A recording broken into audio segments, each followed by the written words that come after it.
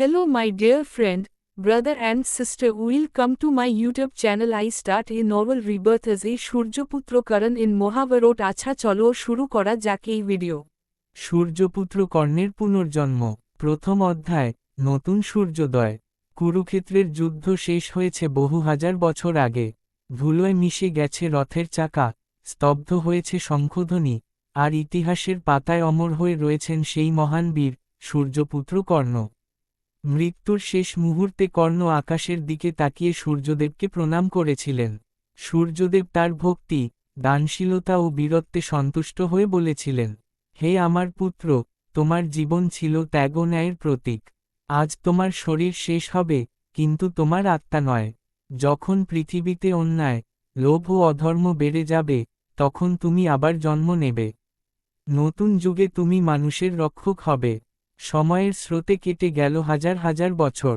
পৃথিবী বদলে গেল, রাজপ্রাসাদের জায়গায় গড়ে উঠল আকাশছোঁয়া অট্টালিকা। রথের বদলে চলতে লাগল দ্রুতগামী গাড়ি। ধনুক বাণের পরিবর্তে মানুষের হাতে এল আধুনিক প্রযুক্তি।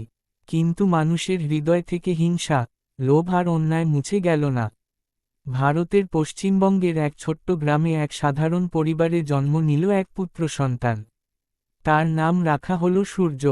জন্মের দিনটি ছিল রবিবার। ভোরের প্রথম সূর্যকিরণ শিশুটির মুখে পড়তেই ঘরটি এক অপূর্ব সোনালী আলোয় ভরে উঠল। উপস্থিত সবাই বিস্মিত হয়ে গেল। গ্রামের বৃদ্ধ পুরোহিত শিশুটির কপালের দিকে তাকিয়ে ধীরে বললেন, এই শিশুটি সাধারণ নয়, এর ভাগ্যে লুকিয়ে আছে এক মহান ইতিহাস। শিশুটি বড় হতে লাগল। ছোটবেলা থেকেই সে অন্যদের থেকে আলাদা ছিল। অন্যায় দেখলেই প্রতিবাদ করত, দুর্বলদের সাহায্য করত এবং সূর্যের দিকে তাকিয়ে এক অদ্ভুত শান্তি অনুভব করত। কিন্তু সে জানত না, তার হৃদয়ের গভীরে ঘুমিয়ে আছে মহাভারতের এক অমর যোদ্ধার স্মৃতি। একদিন রাতে সে এক অদ্ভুত স্বপ্ন দেখল।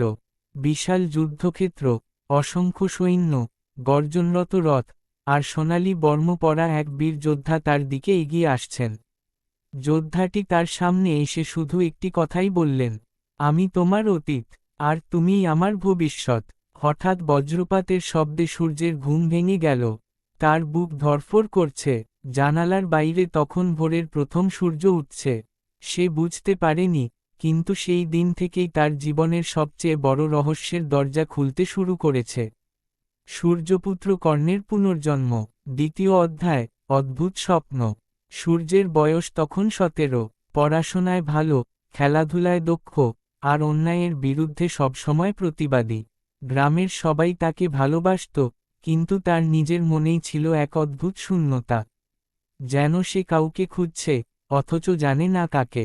প্রায় প্রতি রাতেই সে একই স্বপ্ন দেখত। অসীম প্রান্তর, আকাশ ঢেকে আছে ধোঁয়া আর ধুলোয়। চারদিকে যুদ্ধের শব্দ, শঙ্খধ্বনি, রথের চাকার গর্জন, তীরের ঝড়, সব মিলিয়ে এক ভয়ঙ্কর দৃশ্য। সেই যুদ্ধক্ষেত্রের মাঝখানে দাঁড়িয়ে আছেন এক দীপ্তিমান বীর। তার শরীরে সোনালী বর্ম, কানে কুণ্ডল, হাতে বিশাল ধনুক। তার চোখে দুঃখ আছে, কিন্তু ভয় নেই। তিনি ধীরে ধীরে সূর্যের দিকে এগিয়ে এসে বললেন, তুমি কি আমাকে চিনতে পারছ? সূর্য উত্তর দিতে পারল না। বীরটি মৃদু হেসে বললেন, সময় এলে সব মনে পড়বে। হঠাৎ আকাশ থেকে এক প্রবল আলোর রশ্মি নেমে এলো। সেই আলোয় ভেসে উঠল এক উজ্জ্বল সূর্যচক্র। আলো এতটাই তীব্র ছিল যে সূর্য চোখ খুলে রাখতে পারল না। ঠিক তখনই তার ঘুম ভেঙে গেল। ভোর হয়ে গেছে। জানালার ফাঁক দিয়ে সূর্যের প্রথম কিরণ ঘরে ঢুকছে। কিন্তু আজকের সকালটা অন্য দিনের মতো নয়। তার ডান হাতের তালুতে এক অদ্ভুত সোনালী চিহ্ন ফুটে উঠেছে। সে অবাক হয়ে চিহ্নটির দিকে তাকিয়ে রইল। দূরে, গ্রামের প্রাচীন সূর্যমন্দিরের ঘণ্টা বেজে উঠল। কেউ যেন তাকে ডাকছে, আর সেই ডাক তার জীবনের গতিপথ চিরদিনের জন্য বদলে দিতে চলেছে। সকালের আলো ফুটতেই সূর্য আবার নিজের হাতের তালুর সোনালী চিহ্নটির দিকে তাকাল। আগের রাতের স্বপ্ন কি শুধু স্বপ্নই ছিল, নাকি তার পেছনে লুকিয়ে আছে কোনো গভীর সত্য? চিহ্নটি ধীরে ধীরে মৃদু আলো ছড়াতে শুরু করল। ঠিক সেই সময় গ্রামের বৃদ্ধ পুরোহিত বাড়িতে এসে বললেন, সূর্য, আজ তোমাকে আমার সঙ্গে সূর্যমন্দিরে যেতে হবে। অনেক দিন ধরে আমি এই দিনের অপেক্ষা করছি। সূর্য অবাক হলেও তার সঙ্গে রওনা দিল। গ্রামের এক প্রান্তে দাঁড়িয়ে থাকা প্রাচীন সূর্য মন্দিরটি ছিল শত শত বছরের পুরনো। মন্দিরের ভেতরে ঢুকতেই চারদিকে এক অপূর্ব শান্তি নেমে এল, যেন সময় থেমে গেছে। পুরোহিত সূর্যকে মন্দিরের মাঝখানে দাঁড়াতে বললেন। হঠাৎ মন্দিরের গর্ভগৃহ আলোকিত হয়ে উঠল। সোনালি আলোর মধ্য থেকে ধীরে ধীরে এক দিব্য পুরুষের আবির্ভাব হল। তার শরীর সূর্যের মতো উজ্জ্বল, মুখে অসীম করুণা এবং চোখে অনন্ত শক্তির দীপ্তি। সূর্য বিস্ময়ে নত হয়ে প্রণাম করল। দিব্য পুরুষ বললেন, ভয় পেও না, আমি সূর্যদেব। সূর্যের কণ্ঠ কেঁপে উঠল, প্রভু, আপনি সত্যিই সূর্যদেব? মৃদু হাসলেন সূর্যদেব। হ্যাঁ, বহু যুগ আগে তুমি ছিলে আমার পুত্র, মহাবীর কর্ণ। ধর্মের জন্য জীবন দিয়েছিলে। আজ আবার তোমার জন্ম হয়েছে, কারণ পৃথিবীতে আবার অন্যায় মাথা তুলেছে। সূর্য স্তব্ধ হয়ে গেল। আমি কর্ণের পুনর্জন্ম? হ্যাঁ, সূর্যদেব বললেন, কিন্তু এখনও তোমার সমস্ত স্মৃতি ফিরে আসেনি। সময় এলে তুমি তোমার অতীত, তোমার শক্তি এবং তোমার প্রকৃত কর্তব্য সবই জানতে পারবে। এই বলে সূর্যদেব তার ডান হাত সূর্যের মাথায় রাখলেন। মুহূর্তের মধ্যে সূর্যের চোখের সামনে ভেসে উঠল কুরুক্ষেত্রের যুদ্ধ, রথ, ধনুক, কৃষ্ণ, অর্জুন এবং এক বীর যোদ্ধা, কর্ণ। হঠাৎ সবকিছু অদৃশ্য হয়ে গেল। সূর্য হাঁটু গেড়ে বসে পড়ল। তার বুকের ভেতর যেন আগুন জ্বলছে। সে বুঝতে পারল, তার জীবন আর কোনোদিন আগের মতো থাকবে না। মন্দিরের বাইরে তখন আকাশে সূর্যের আলো আরও উজ্জ্বল হয়ে উঠেছে। কিন্তু ঠিক সেই সময় দূরের পাহাড়ের কালো ছায়ায় এক অজানা ব্যক্তি দাঁড়িয়ে সবকিছু দেখছিল। সে মৃদু হেসে বলল, অবশেষে কর্ণ ফিরে এসেছে। এবার শুরু হবে নতুন যুগের মহাযুদ্ধ। সূর্য তখনও জানত না, তার শত্রুরাও তার পুনর্জন্মের খবর পেয়ে গেছে। সূর্যপুত্র কর্ণের পুনর্জন্ম। চতুর্থ অধ্যায়, দিব্য শক্তির জাগরণ। সূর্যমন্দির থেকে ফিরে আসার পর সূর্যের মন আর শান্ত থাকল না। সূর্যদেবের কথা বারবার তার কানে ভেসে আসছিল। তুমি কর্ণের পুনর্জন্ম, সময় এলে তোমার শক্তি জেগে উঠবে। সেই রাতেই আকাশে ঘন কালো মেঘ জমল। প্রবল ঝড় শুরু হল।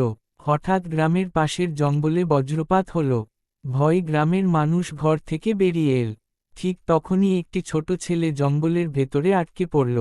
কেউ সাহস করে এগিয়ে যেতে পারছিল না। সূর্য এক মুহূর্তও দেরি করল না। সে দৌড়ে জঙ্গলের দিকে ছুটে গেল। ঝড়ের তীরতায় বড় বড় গাছ ভেঙে পড়ছিল। কিন্তু আশ্চর্যজনকভাবে কোনো গাছই সূর্যের গায়ে লাগল না, যেন অদৃশ্য কোনো শক্তি তাকে রক্ষা করছে। সে ছেলেটিকে খুঁজে পেল, কিন্তু ফিরে আসার পথ একটি বিশাল গাছ আটকে দিয়েছে। ঠিক সেই মুহূর্তে সূর্যের ডান হাতের সোনালি চিহ্নটি উজ্জ্বল হয়ে উঠল। তার শরীরে যেন এক অজানা শক্তির সঞ্চার হল। সে দুই হাতে গাছটিকে ঠেলে সরিয়ে দিল। গ্রামের মানুষ অবাক হয়ে দেখল, যে গাছটি সরাতে 10 জন মানুষের শক্তি লাগত, সেটি সূর্য একাই সরিয়ে দিল। ছেলেটিকে নিরাপদে ফিরিয়ে আনার পর সবাই তাকে নায়ক বলে সম্মান জানালো। কিন্তু সূর্য জানত, এটি তার নিজের শক্তি নয়। সেই রাতেই সে আবার স্বপ্ন দেখল। এইবার সেই সোনালী বর্মধারী যোদ্ধা তার সামনে এসে নিজের ধনুকটি সূর্যের হাতে তুলে দিলেন। তিনি বললেন, এই শক্তি কখনো অহংকারের জন্য নয়। এই শক্তি শুধু ধর্ম, সত্য এবং নিরপরাধ মানুষের রক্ষার জন্য। ঘুম ভেঙে যাওয়ার পর সূর্য দেখল, তার হাতের তালুর সোনালি চিহ্নটি আগের চেয়ে আরও উজ্জ্বল। ঠিক তখনই দূরে, এক অন্ধকার গুহার ভেতরে কালো পোশাক পরা সেই রহস্যময় ব্যক্তি আগুনের সামনে দাঁড়িয়ে বলল, কর্ণের শক্তি জেগে উঠতে শুরু করেছে। আর দেরি করা যাবে না, তাকে থামানোর সময় এসে গেছে। গুহার ভেতর থেকে ধীরে ধীরে আরও কয়েকটি অন্ধকার ছায়ামূর্তি বেরিয়ে এল। তাদের নেতা বলল, এই যুগে ধর্মের আলো জ্বলতে দেওয়া যাবে না। সূর্যপুত্রকে শেষ করো। সূর্য তখনও জানত না, তার জীবনের প্রথম প্রকৃত যুদ্ধ আর মাত্র কয়েক দিনের অপেক্ষা। যদি আপনার এই ভিডিও ভালো লাগলো, লাইক এন্ড সাবস্ক্রাইব মাই ইউটিউবে চ্যানেল ইন সাপোর্ট।